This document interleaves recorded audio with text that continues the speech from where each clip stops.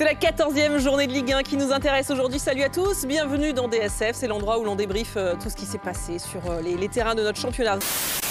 La joie et les joueurs du Paris Saint-Germain qui félicitent leur jeune gardien. Il est au milieu avec son maillot jaune, c'est Arnaud Tenas qui a tenu les cages parisiennes aujourd'hui parce qu'on le verra, il s'est passé pas mal de choses, exclusion de Donnarumma. En tout cas, ce visage-là, voilà, ça fait partie des nouveaux visages de la Ligue 1, ce visage frais, en plus performant, on le reverra, ce jeune gardien. C'est vrai qu'au Paris Saint-Germain, on n'a pas l'habitude de voir un autre gardien. On voit un gardien qui était en forme aujourd'hui, un jeune, son premier match en Ligue 1. Donc c'est une découverte pour nous. Moi, je trouve que Chris a eu raison en soulignant que cette équipe de Montpellier est en manque de confiance. Et ça se voit, on a l'impression même que « Ah non, il faut pas que je marque parce que... et si je rate après... » Non, c'est là, tu as un contre un, prends tes responsabilités, vas-y.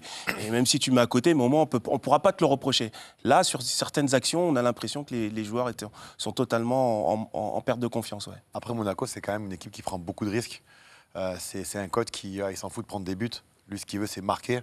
Depuis le début de saison, c'est une équipe quand même qui concède beaucoup d'occasions. Hein. Il y a beaucoup d'espace. Ils arrivent à s'en sortir parce qu'offensivement, justement, il y a la balance. Ils sont très très forts offensivement, donc ils peuvent se permettre.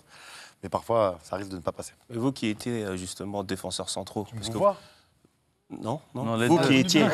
Vous... Un partout, Lorient revient de loin, mais ce n'est pas suffisant pour Montassar Talbi. On est dans une période difficile, on a besoin de points.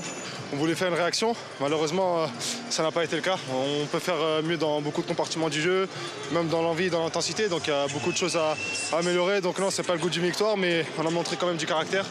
Avec ce résultat, Lorient est toujours barragiste, mais reste au moins au contact des premiers non relégables. Et Brest est 7e, Brest reste au contact. Ouais, mais ce qui est normal un petit peu pour des équipes comme Brest, c'est d'avoir un coup de mou à un moment donné. C'est de perdre des points à droite, à gauche, c'est ce qui est normal. Après, ce qu'il faut dire aussi, c'est c'est une équipe qui joue avec 12-13 joueurs max. Après, derrière, on va rajouter des jeunes.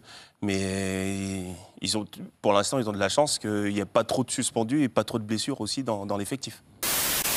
Un gardien qui rajoute sa défense, c'est important, c'est très important. C'est un gardien qui a de l'avenir. C'est un gardien qui a été entraîné par Jérémy Janot quand il était à Valenciennes. Donc on a eu beaucoup de discussions par rapport à ses qualités. Et effectivement, il me disait que c'est un gardien en devenir. Donc là, pour l'instant, il est à Lille, mais peut vite se retrouver dans une très très grosse équipe dans très peu de temps. Je vous vois venir. Du haut niveau. Pourquoi Il se murmure des choses. Il se murmure des choses. Ah, mais je ne parle pas forcément du championnat de France. Hein. D'accord. Ah. Vous savez qu'en Angleterre, on cherche ce genre de gabarit. Il est le 19e entraîneur de l'ère Kita. Jamais Nantes n'avait changé de technicien en étant aussi haut que 11e au classement. Incompréhension à la Beaujoire. Ah, c'est pas une bonne chose, c'est trop tôt. C'est du Kita, tout craché. Il aurait fallu laisser une chance un peu plus, quoi.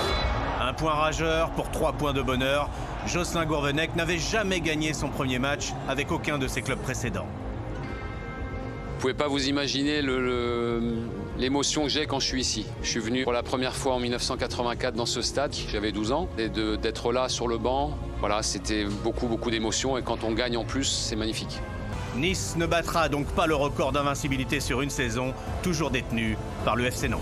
Cette victoire de Nantes, cette première de Jocelyn Gourvenec, très solide, Fred, non? Oui, très solide. Il n'avait pas beaucoup de jours aussi pour préparer son équipe. L'équipe a tout donné, l'équipe a été solide. Ils ont fait du Nice hier soir, en fait. Oui, c'est ça. Donc ils ont marqué et ensuite ils ont super bien défendu, ils ont été solides. Il y a une grosse maturité aussi sur le plan défensif. Donc ça a été un match plein.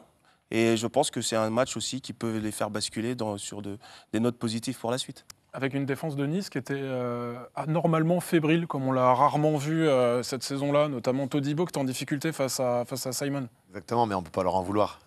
Tous les matchs, ils sont toujours à 100%. C'est l'une des meilleures défenses d'Europe. Parfois, ça arrive. Il y a des moments où on est un petit peu plus fatigué. Bon, plus moi que toi à l'époque, mais... mais maintenant, le plus important, c'est de voir comment ils vont rebondir, comment ils vont surmonter tout ça. Mais du côté de Nice, il n'y a rien à changer. Hein. Ils ont leur système, ils ont leur mentalité, leur cohésion de groupe. Tout se passe bien. Et d'absolument rien changer après une défaite. Lyon en quête de sérénité après une semaine mouvementée. Les gars, les supporters, on fait juste un petit coucou, histoire d'eux, et après on s'échauffe bien. Allez, c'est parti. On a fait des matchs très nuls. Nos prestations étaient très faibles. Et là, ce soir, je pense qu'on n'était pas si nuls que ça. Je pense que pour une fois, on avait de l'intention. Pour Lens, c'est un 9e match d'affilée sans défaite en Ligue 1. Une fin heureuse après une semaine intense. Ça valait bien 2 jours de repos accordés aux joueurs. De quoi ça?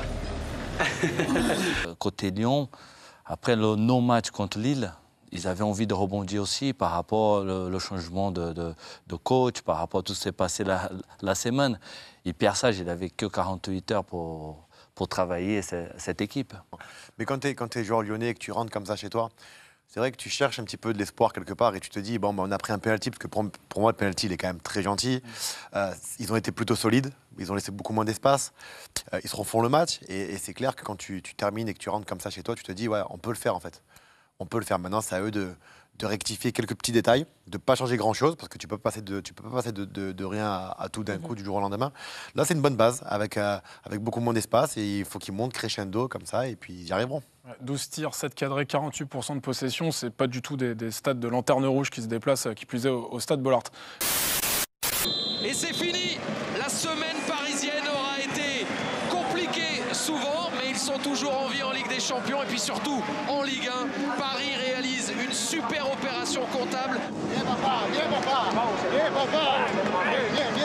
C'est une équipe qui a montré qu'elle était capable de souffrir. C'est l'une des forces pour une équipe comme le Paris Saint-Germain.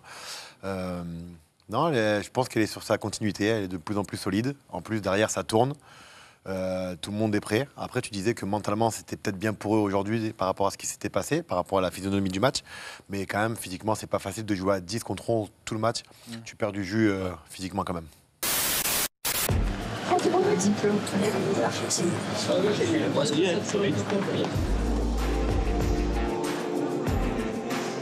Voilà qui épaule contre épaule, il n'y a pas faute.